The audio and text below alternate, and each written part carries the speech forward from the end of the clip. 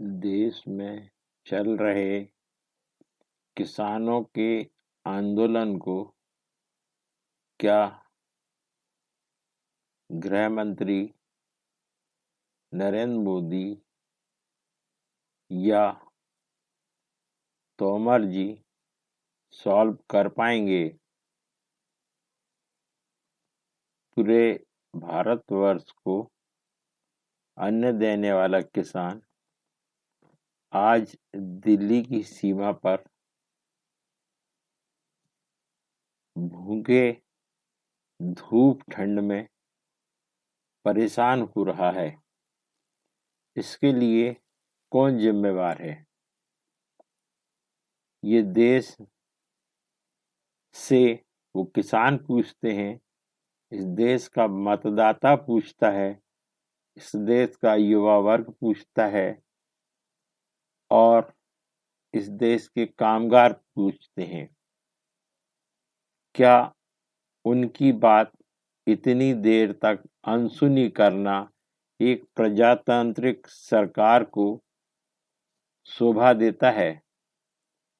कोई भी व्यक्ति अगर 2-4 घंटे भी किसी बात को कहे तो उसके माता पिता उसकी बात को सुनने को तो तैयार हो जाते हैं, पर अमित शाह जैसे गृह मंत्री उन किसानों को जो अपने गांव देहात शहरों से निकलकर आज सड़कों पे बैठे हुए हैं, सड़कों पर सो रहे हैं, खुद लंगर बना के खा रहे हैं, अपनी शर्तों पर बात करना चाहते हैं।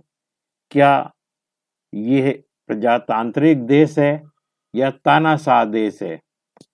हम प्रजातंत्र में रहते हैं।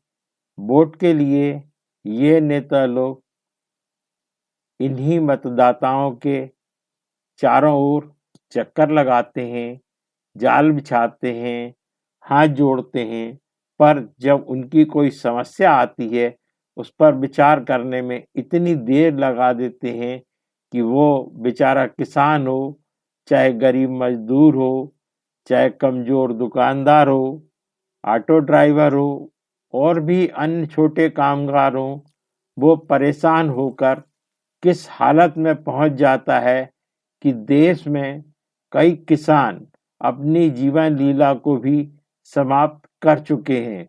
क्या ये अंधी बहरी सरकार इन सब चीजों को नहीं सुन पा रही है? पूरा देश देख रहा है, पूरी दुनिया देख रही है कि भारत में क्या हो रहा है। एक तरफ कोरोना महामारी से लोग मर रहे हैं, दूसरी तरफ भूख से लोग मर रहे हैं, तीसरी तरफ ये किसान जो आंदोलन किए हुए हैं, जो सबके अन्नदाता हैं, वो भी मरने की कगार पर लगभग हम कह सकते हैं। जबकि उन्हें अरविंद केजरीवाल ने पूरी मदद देने की कोशिश की, जो उन्होंने ठुकरा दी। फिर भी दिल्ली के मुख्यमंत्री का फर्ज जो बनता है वो उन्हें करना चाहिए। उसी तरह से देश के प्रधानमंत्री, कृषि मंत्री और गृह मंत्री को मिलकर तुरंत इस मामले में कुछ निर्णय करना चाहिए और जो कानून बनाए गए हैं उन कानूनों को, यदि वो किसानों के हक में नहीं है और किसान चाहता है कि उन कानूनों में कोई बदलाव हो, कोई उनके सुझाव लिए जाएं, तो तुरंत उन सुझावों को मान्य किया जाना चाहिए, उन पर विचार करना चाहिए और अगले आने वाले संसद के सत्र में उनको पास करना चाहिए।